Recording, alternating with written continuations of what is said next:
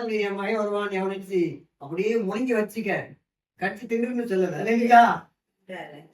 நீ தின்றாத, நீ வாயில அப்படியே வச்சுக்க, 3 நாள் வச்சுக்க வைத்துக்கார. நான் எப்ப சொல்றேன்னு அவங்க கொண்டு இருந்துச்சு நடுக்கடல கேட்கிறது, வெளியே கொண்டு இருந்துச்சு கரையில கொண்டு கக்கு, நடுக்கடை கொண்டு அவன் மறுபடியும் செய்வான், செத்து போயிடும். அத்த நல்லவர் நிலையிலையா, எங்க போனாலும் விட மாட்டேன். மீன் வயிற்றுக்குள்ள இருந்து அப்பதான் ஒரு உணர்வு வருது, ஆண்டோட எங்க போனாலும் விட மாட்டாரு. நம்மளை கொண்டு செய்யற காரியத்தை நம்மளைத்தான் தெரிவிப்பாரு. அப்படி ஆண்டவர்கிட்ட கூப்பிடுற, ஆண்டவரே செய்யற ஆண்டவரே, நான் போன தப்பு தான் ஆண்டவரே.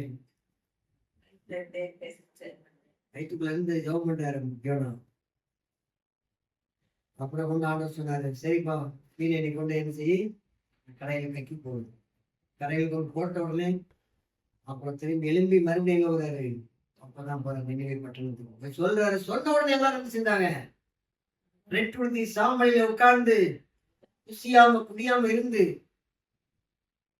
எல்லாரும் மனம் திரும்பினாங்க. ஜனங்கள் மனம் திரும்புவாங்க, நம்ம சொல்லணும். நம்ம சொல்லாமலே அவங்க கேட்க மாட்டாங்கன்னு நம்ம சொன்னோம். நம்மளா முடிவு பண்ணக்கூடாது, கத்துடைய கருத்துல இருக்கு. நம்ம சொல்ற வேலையை மட்டும் தான் நம்ம செய்யணும், அதிக பரிசீலனை நம்ம பண்ணக்கூடாது. வாசிக்கலாம்,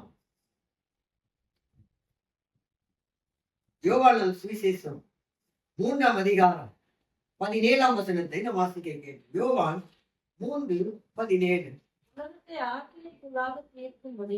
உலகத்தை ஆக்கினைக்குள்ளாக தீர்க்கும்படி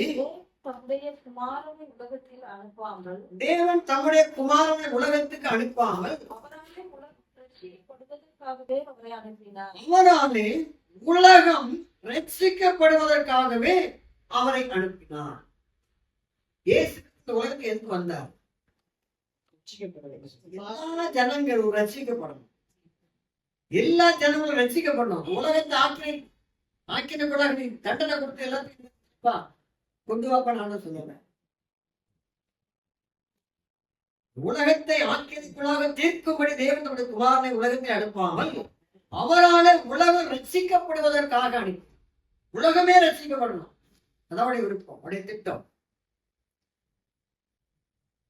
ஏன்னா இந்த உலகத்துக்குள்ள அனுப்பிச்சு. அதுக்கு மேல 16ஆம் வசனத்தை வாசிப்போம். தேவன் தம்முடைய